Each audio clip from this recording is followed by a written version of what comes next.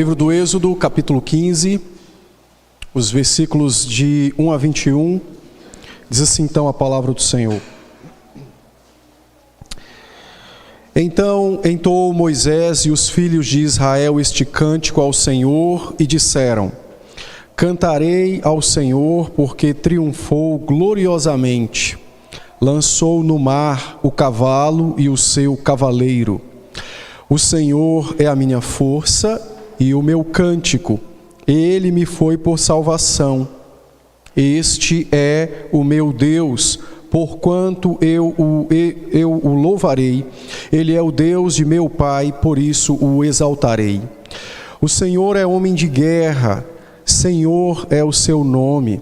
Lançou no mar os carros de Faraó e o seu exército, os seus capitães afogaram-se no mar vermelho, os vagalhões os cobriram, desceram às profundezas como pedra.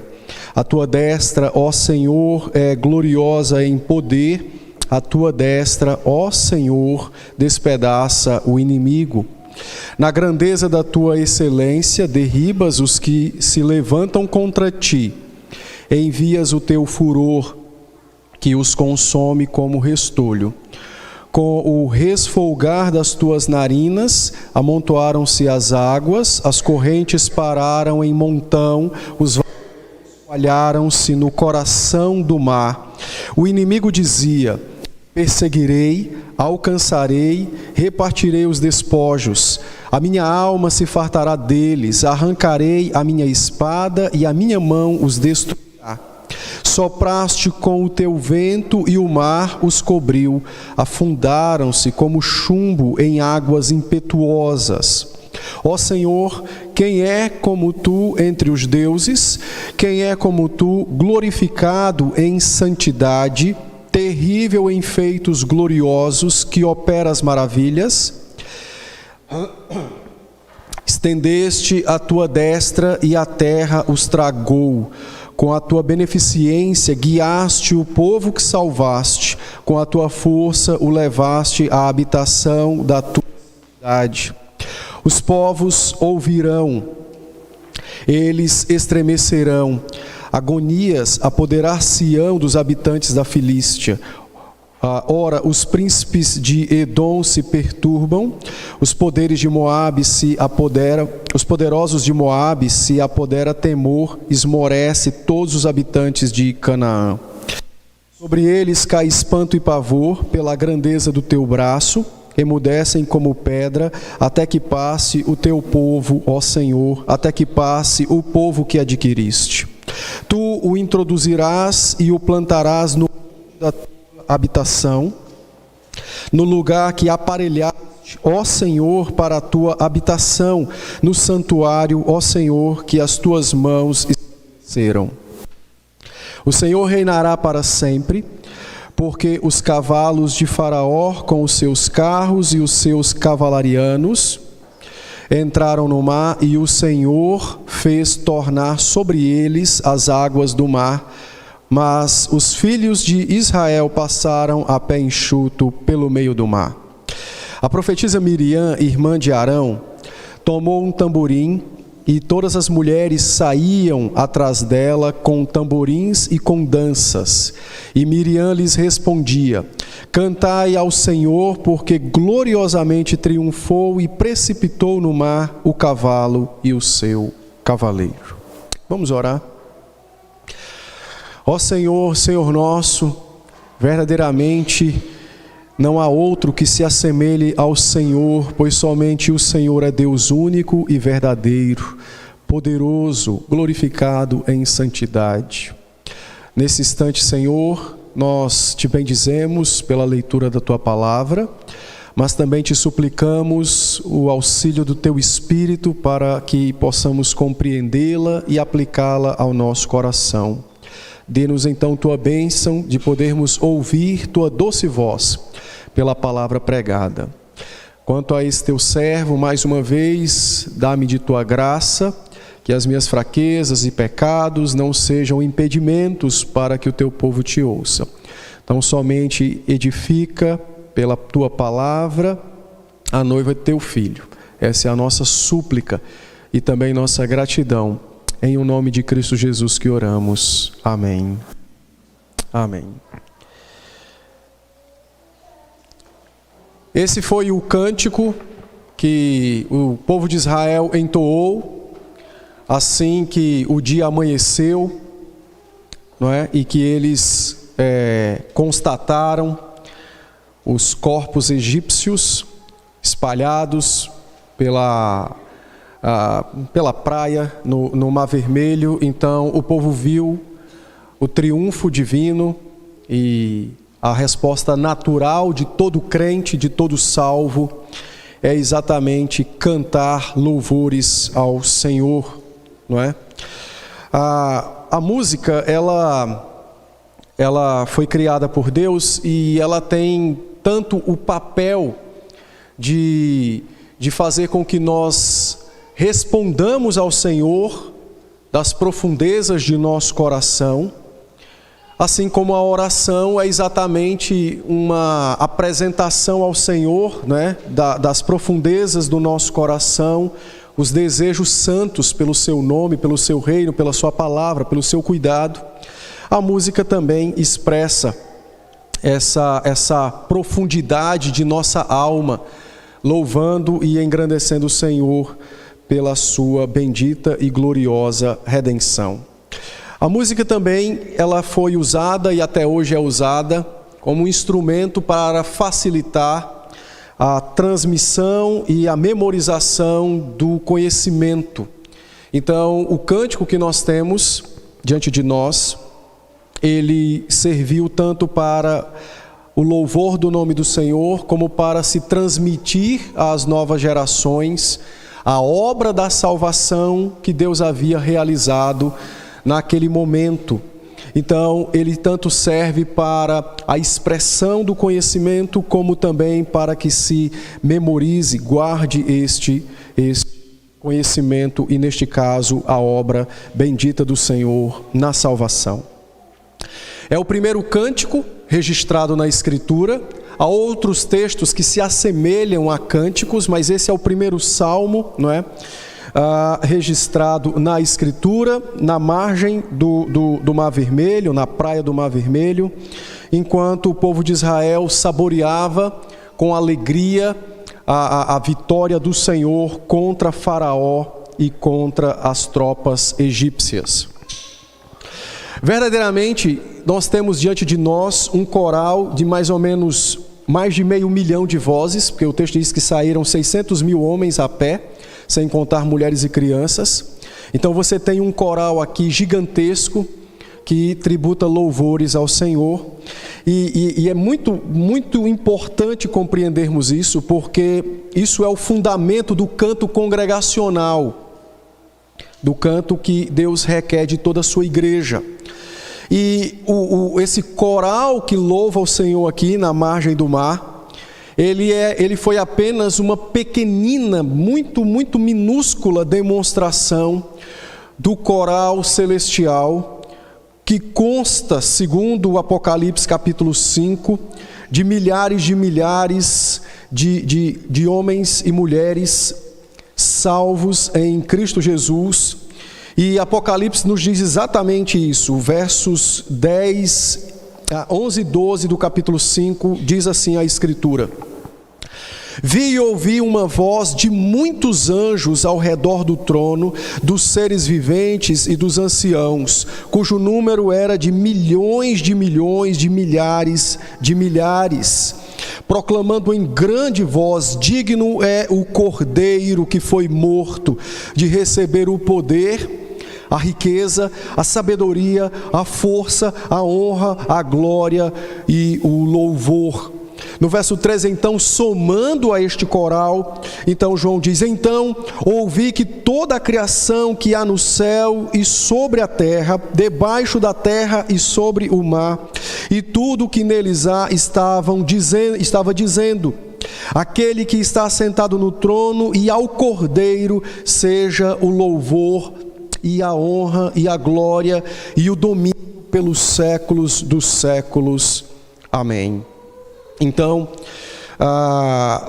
o coral do capítulo 15 serviu como uma pequena demonstração apontando para o grande coral nos céus, quando o Senhor ajuntar homens e anjos e estes glorificarem o seu nome pelos séculos dos séculos sem fim. Verdadeiramente as almas salvas, que já morreram, estas já experimentam este gozo e elas já louvam o Senhor na companhia angelical. Mas não está completo ainda esse coral, porque nós não estamos lá ainda, não é? Então, ele é um coral que está em formação e ele se constitui de todos os eleitos e de todos os anjos benditos do Senhor, que o louvarão pelos séculos sem fim. Pregar num cântico não é muito fácil, porque como cântico, ele tem uma inteireza de poesia e uma inteireza de assunto. Então, não é tão simples expor um cântico como esse, mas, ao mesmo tempo, é algo extremamente instrutivo quando nós examinamos esse cântico com esse intuito de ouvir a voz do Senhor, revelada e posta na boca dos nossos irmãos do passado. Então é algo extremamente satisfatório e alegre. Eu vou dividir o texto, a exposição do texto em algumas sessões, preservando assim a inteireza do poema, a inteireza do conteúdo teológico, mas a divisão que farei é apenas para facilitar nossa compreensão do ensinamento bíblico, da mensagem que o texto nos traz. E certamente nós aprenderemos como devemos cantar a esse Deus bendito.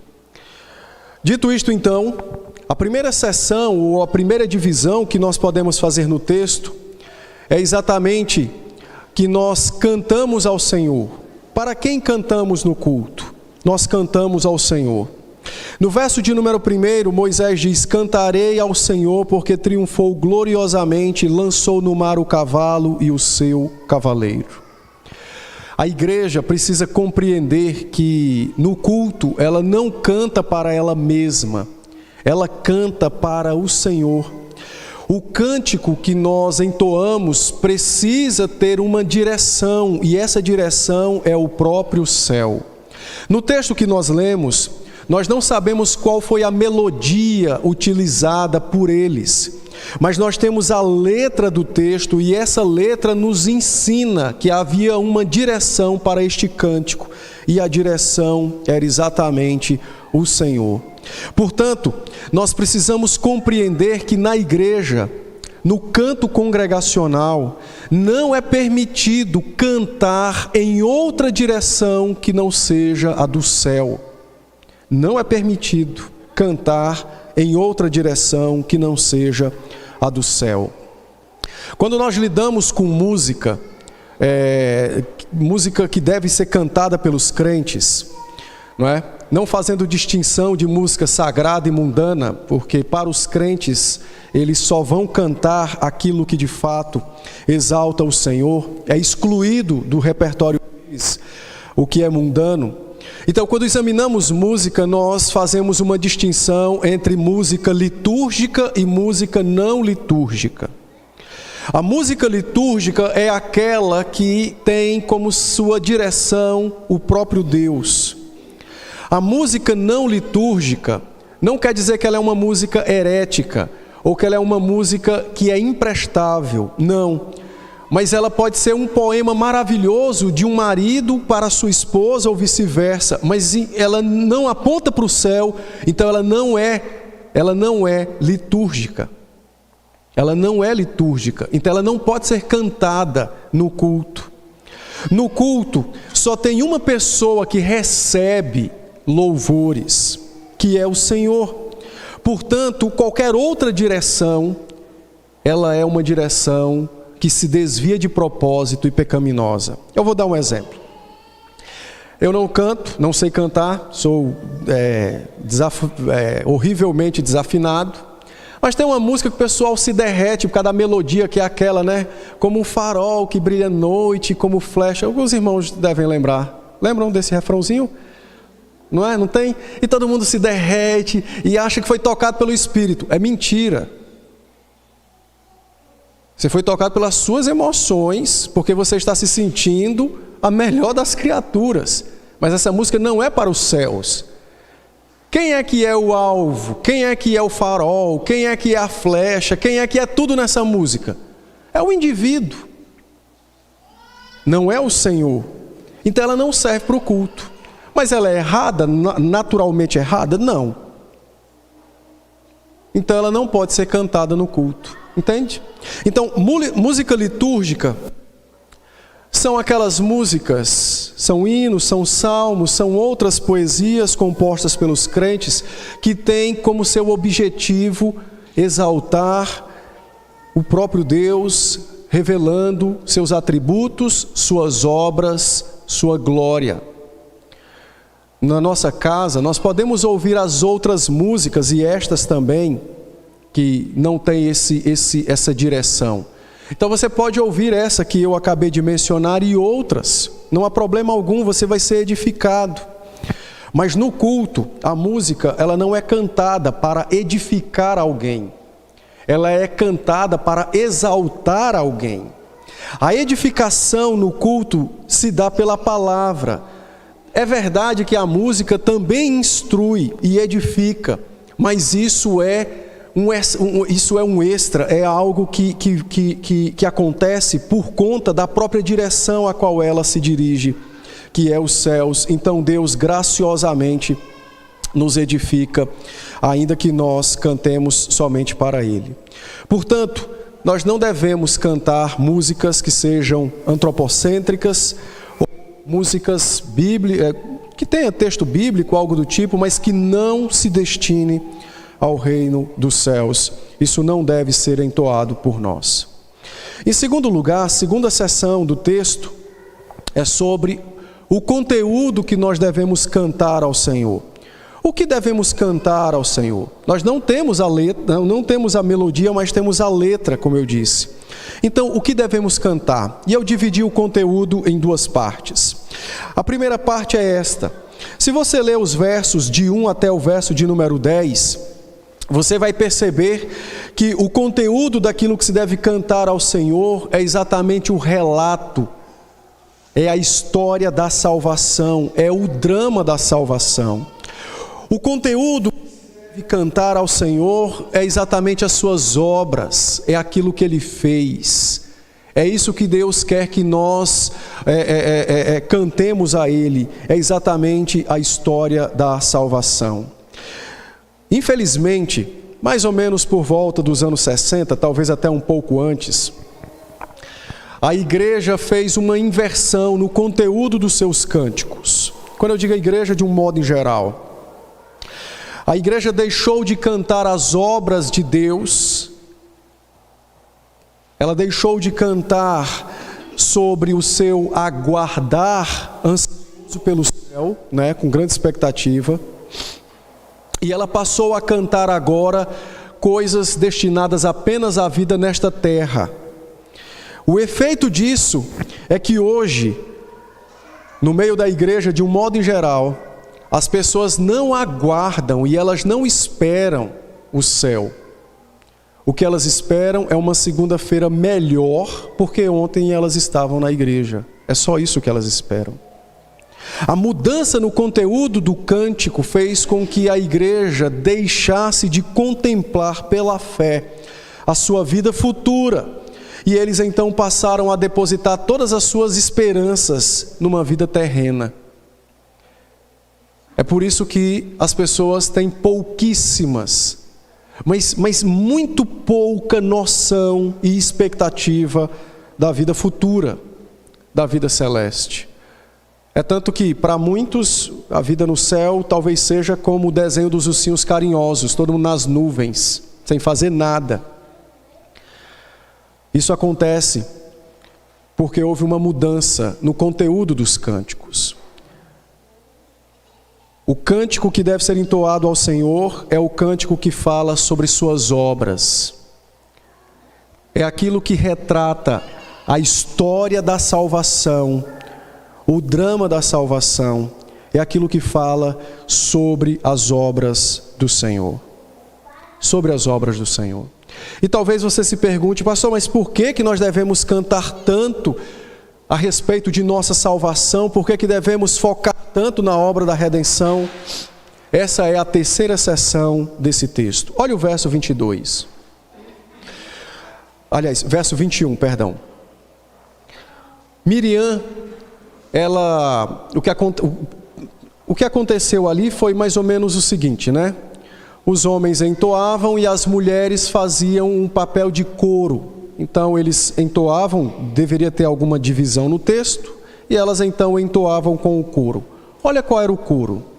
Então Miriam respondia com as mulheres dizendo o seguinte: cantai ao Senhor, porque Ele nos enriqueceu. Não. Porque Ele nos curou de doenças? Também não. Porque Ele vai nos dar uma semana extremamente formidável? Não. Então ela diz, porque gloriosamente triunfou, matando pessoas que eram inimigas dEle e nossas.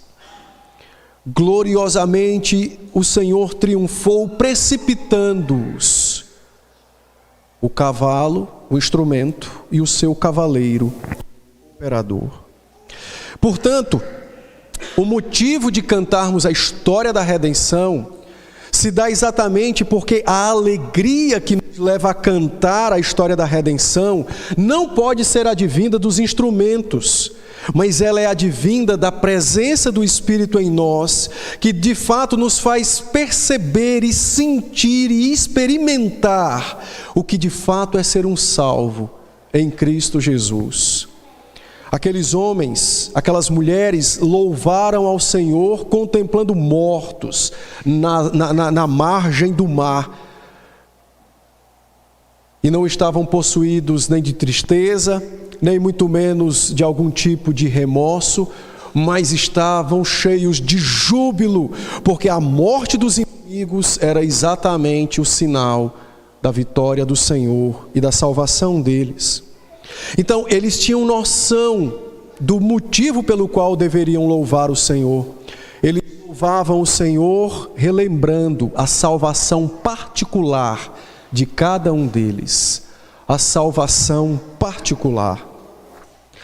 Muitos crentes buscam ter aquele arrepio, né? Eu não sei para que isso, mas é muito utilizado hoje em dia, né? O arrepio é um sinal do Espírito. Eu acho que o Espírito não habita no coração, deve ser na pele, né?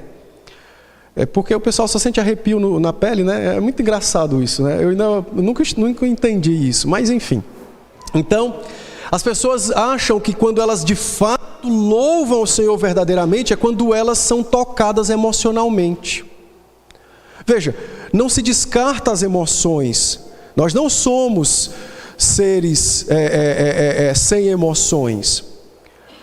Mas as emoções não querem dizer que foi o Espírito que nos tocou naquele momento.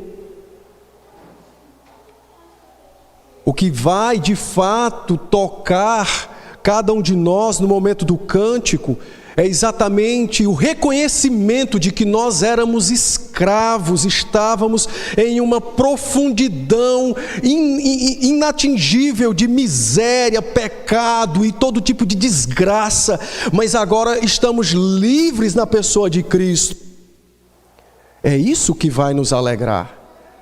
A melodia, ela simplesmente toca a face da alma. Mas é o Espírito que vai ao cerne, ao centro do coração. Todos nós nos emocionamos quando assistimos um filme que tem uma boa trilha sonora. Quer dizer que o Espírito usou o filme? Não, filho, é porque você não é de pedra. A verdadeira emoção sentida no culto é aquela que é provida pelo Espírito de Deus, fazendo com que os crentes agora se vejam, eles precisam se enxergar na pessoa de Cristo. Estávamos indo para o inferno, éramos inimigos do Senhor. O Deus Todo-Poderoso tinha um escrito que era contrário a nós, mas agora tudo isso foi removido na cruz do Calvário. Eu agora de fato tenho esperança verdadeira de vida eterna. Eu agora estou reconciliado com Deus e não apenas como amigo, mas Ele insiste na sua palavra que é o meu Pai. Eu agora não mais cultuo a Deus simplesmente como uma ação meramente corriqueira, mas na verdade eu o cultuo para expressar toda a minha gratidão pela redenção que agora nós encontramos em Cristo Jesus, nosso Senhor. A alegria no culto, trazida pelo Espírito às almas dos crentes, é esta. Ela está ligada ao fato dos crentes se enxergarem em Cristo. Eles então se alegram, porque agora eles se veem livres do pecado, da morte e do juízo. Eles se veem agora na casa de Deus, na casa do Pai. Você pode examinar, todas as vezes que você for na igreja e o culto for frio e for chato para você, é porque você não queria estar na igreja. É muito simples. Sua mente estava em outra coisa, você estava em outro lugar, você esqueceu a salvação, você esqueceu Cristo. Por isso que o culto foi chato, o louvor foi sem ânimo, a pregação foi como espada, né? Fria e longa. Por quê? Porque você estava em outro lugar, você não queria estar ali. Se você quer verdadeiramente se emocionar de uma forma bíblica no culto, prepare-se para encontrar o seu Salvador dominicalmente e prepare-se para ser recordado, rememorado dominicalmente acerca da sua própria salvação, da obra de Cristo na sua vida. Em quarto lugar, a quarta seção que podemos também trazer é que eles cantaram alegremente porque haviam sido resgatados. Olha o verso 8 e 9. No verso 8, então, ele diz assim: com o fulgor, com o resfolgar das tuas narinas, amontoaram-se as águas, as correntes pararam em montão, os vagalhões coalharam-se no coração do mar. O inimigo dizia: perseguirei, alcançarei, repartirei os despojos, não é? Lançarei da espada e os ferirei.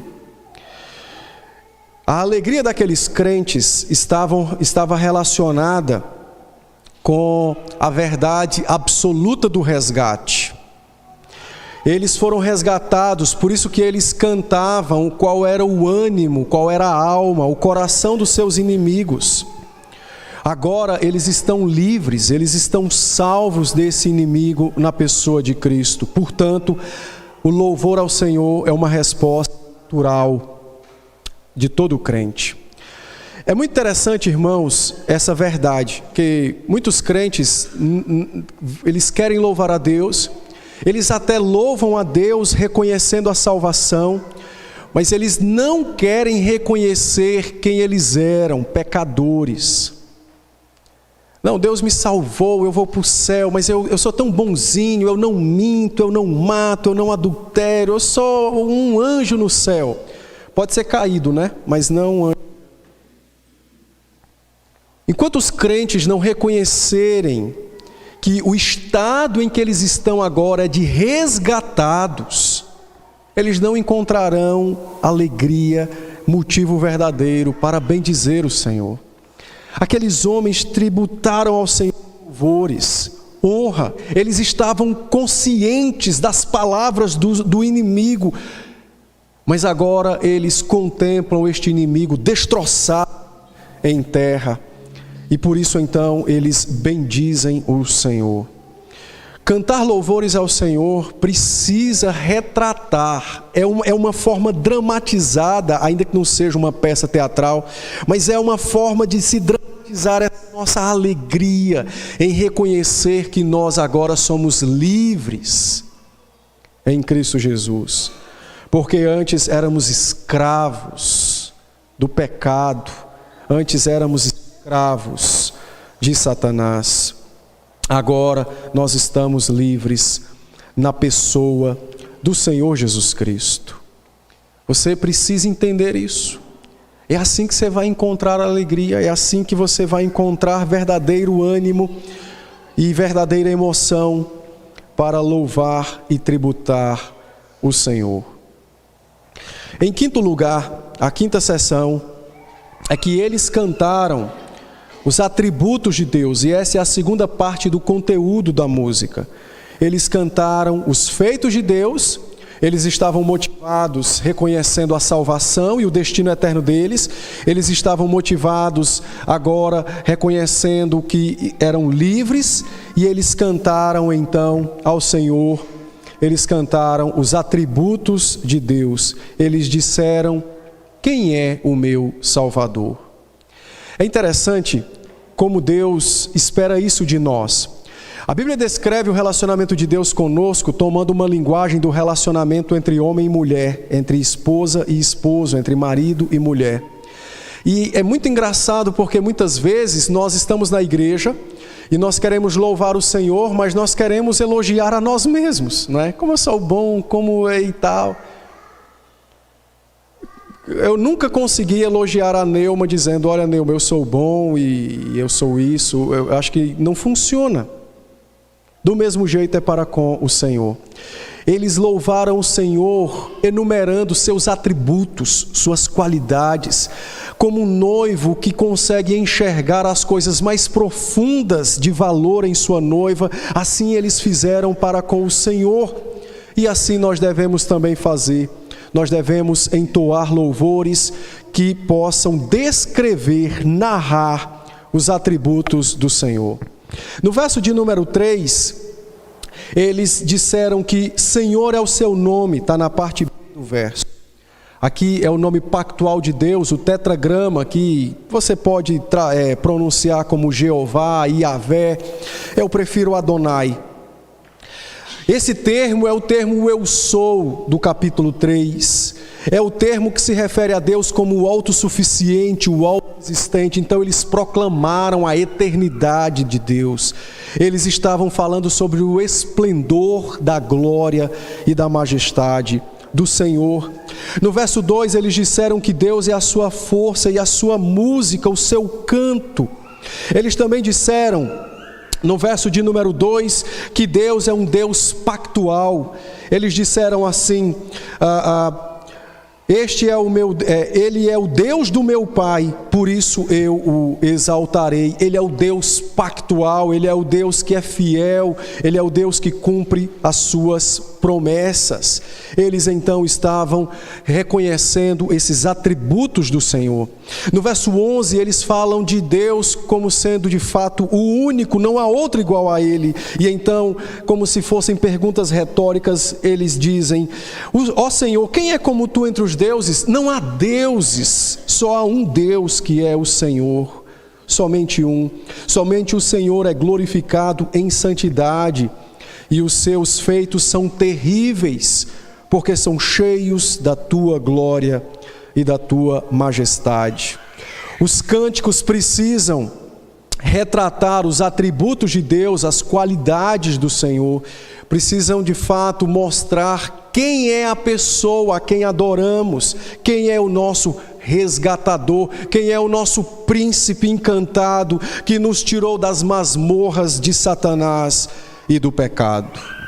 No verso 13, eles também falam de Deus como sendo esse Deus que ama intencionalmente a sua igreja.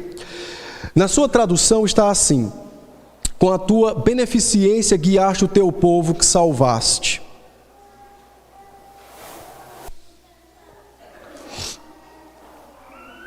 A palavra traduzida aqui por beneficência é a palavra hebraica hesed.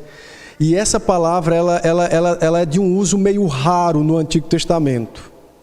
Ela também é difícil de fazer uma tradução exata ao português, porque ela descreve uma intenção e uma emoção daquele que procede.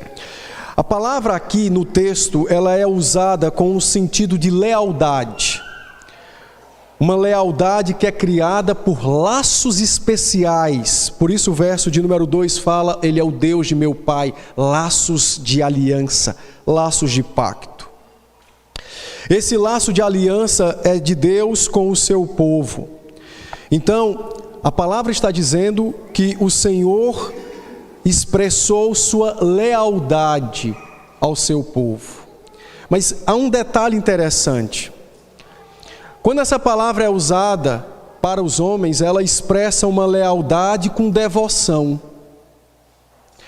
E esse é um dos pontos que deixam mais raro o uso dela, porque ela está sendo usada para Deus. Então, a ideia do povo, quando tributaram louvores ao Senhor, é de fato de que Deus estava demonstrando a sua devoção ao seu povo. Mas como Ele, sendo Deus, demonstra devoção ao seu povo? Muito simples. A ideia de aplicar este termo a Deus é a ideia de demonstrar ou de ensinar que não há de fato nenhuma outra palavra mais forte em toda a língua para expressar um amor que é vindo ao povo numa graça voluntária, numa fidelidade por aquele que ama. Então, eles estavam, em outras palavras, dizendo, Ele de fato é gracioso voluntariamente para conosco. E é fiel em seu amor eternal. Por isso eles disseram, com a tua beneficência, ou seja, com a tua devoção, com a tua graça voluntária, com a tua fidelidade de amor, guiaste o teu povo. Isso nos ensina um princípio fantástico na pessoa de Deus.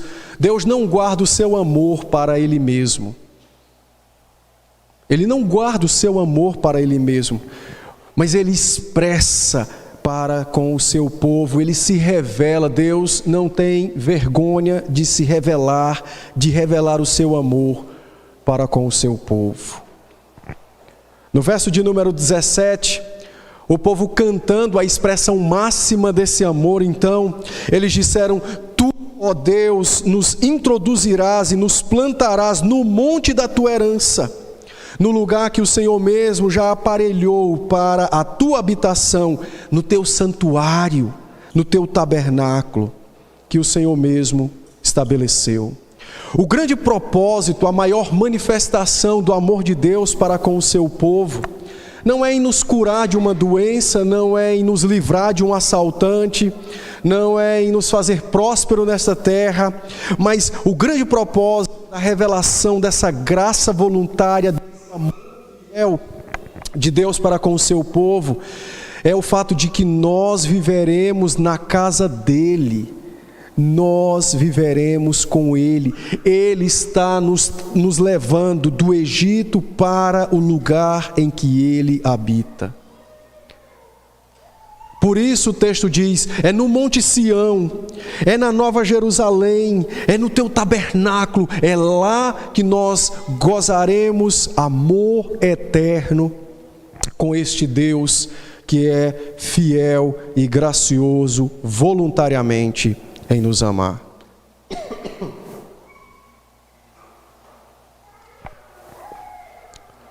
Por isso que, quando os crentes falam do amor de Deus, eles não podem desconsiderar a vida eterna nos céus, na pessoa de Cristo. Seria completamente, na verdade não é nem desproporcional, é porque não faria jus àquilo que a Escritura revela sobre esse amor do Senhor. Em quinto lugar, o texto nos ensina quem deve cantar ao Senhor. Então, já falei, aqui cantamos as duas partes do conteúdo, as motivações. Agora, quem deve cantar ao Senhor? O texto nos diz que todos cantaram. Então, Moisés e os filhos de Israel entoaram este cântico, e Miriam e as mulheres também entoaram este cântico. Certamente as crianças que ali estavam também tributaram louvores ao Senhor. Então, toda a igreja deve louvar o Senhor. Aqui eu preciso chamar a atenção dos irmãos, porque nós fomos acostumados nas últimas décadas de transferir o canto congregacional para os conjuntos, para as bandas, para os quartetos, para os duetos. Fomos acostumados a transferir um privilégio que Deus nos deu de nos declararmos a Ele em cânticos, foi transferido para pessoas cantarem singularmente na igreja. Por mais de 1000 anos, a igreja foi calada. Desde Gregório Magno, em 590 depois de Cristo, quando ele estruturou todo o canto, liturgia e o canto gregoriano, que foi ele que estabeleceu, até a Reforma, os crentes, mesmo no período negro da igreja medieval, eles não conseguiam bendizer seu Salvador, porque a estrutura que havia sido montada era para enaltecer uns e separar outros do Deus que havia redimido e salvado. Foi na Reforma que os crentes voltaram aos dias iniciais da igreja e puderam então tributar louvores ao Senhor, cantar ao Senhor.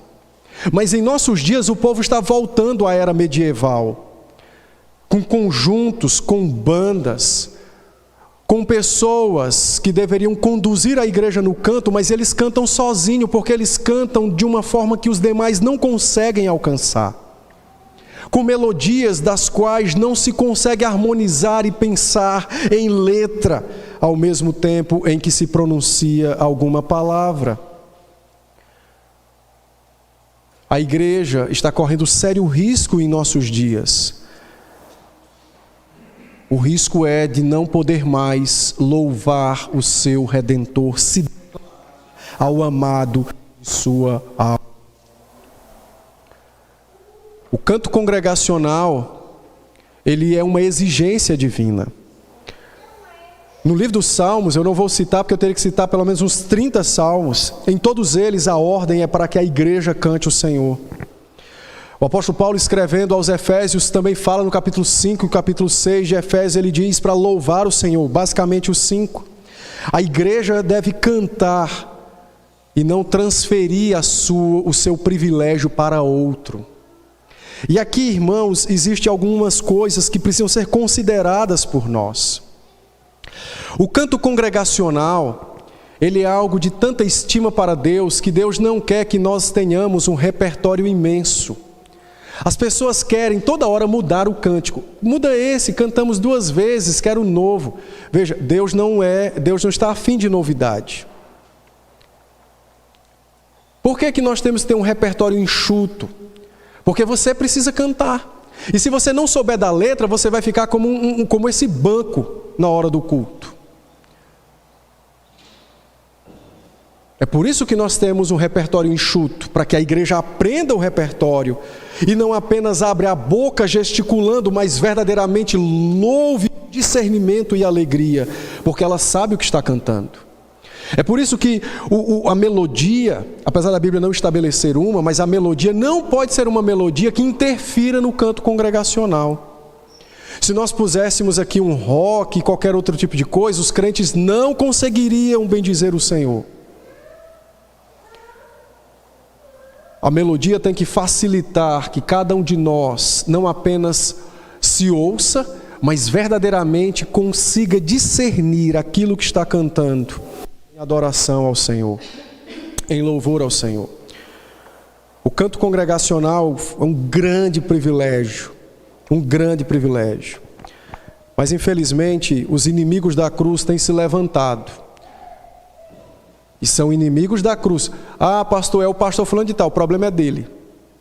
Se na igreja dele, o modo como se entoa os cânticos impede que os outros cantem, ou se canta coisas que não está prescrita na palavra, que fale da redenção, que enalteça Deus revelando os seus atributos, O problema é dele. No céu, ele que arque com o que ele fez. São inimigos os que querem que os homens se alegrem na igreja com o enaltecimento de sua própria autoestima. Para que isso aconteça, o louvor verdadeiro tem que ser.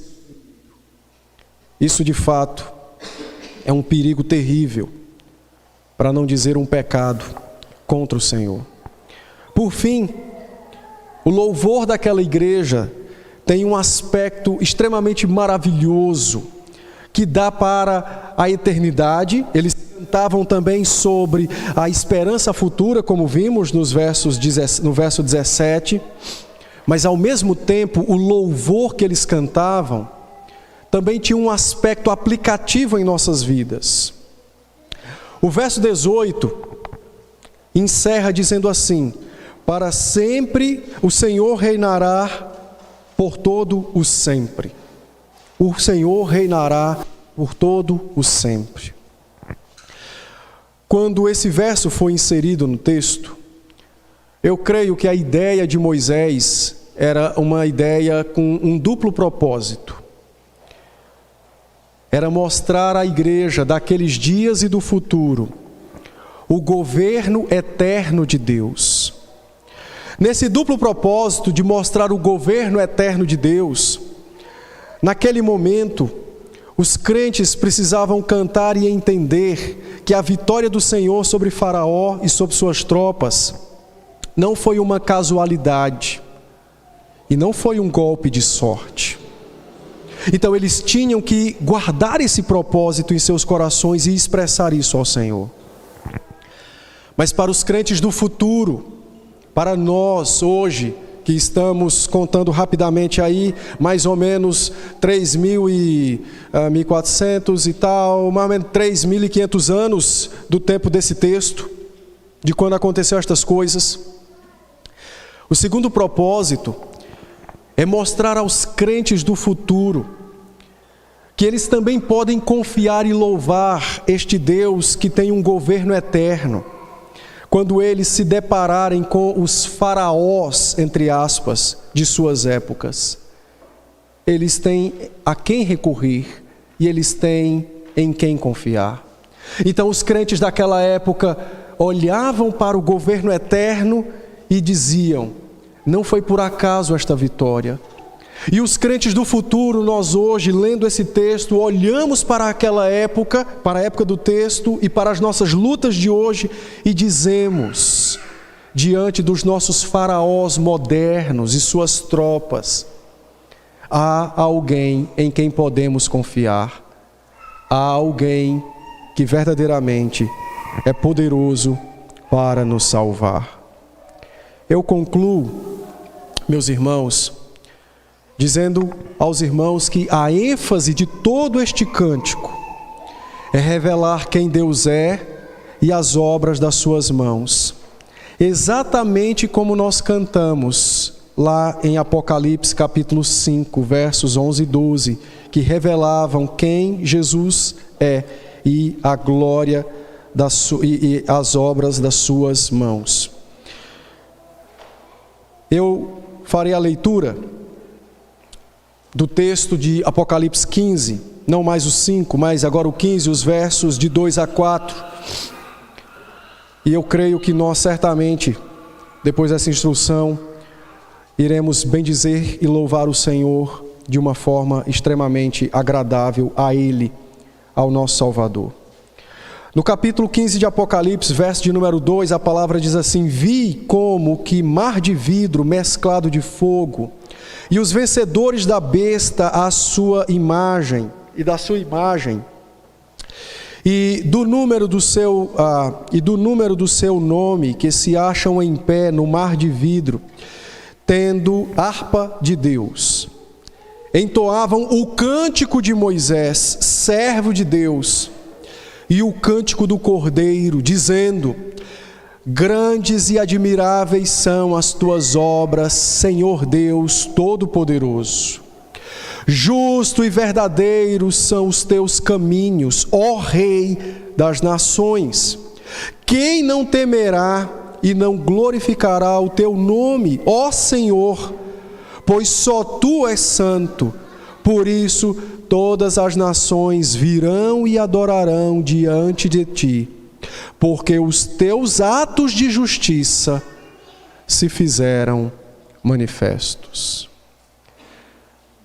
O mesmo cântico de Moisés, em outras palavras, na boca dos santos, no alto dos céus, adorando e bendizendo ao Senhor.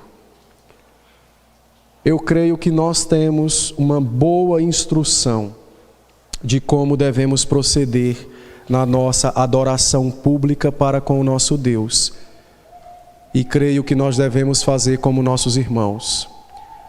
Proceder enaltecendo Deus, relatando as obras de suas mãos, motivados pela certeza de nossa redenção, recordando quem éramos e quem somos, na pessoa de Cristo Jesus. E por fim, exaltando o Senhor, lembrando do nosso destino eterno, a glória por vir. Que Deus seja conosco.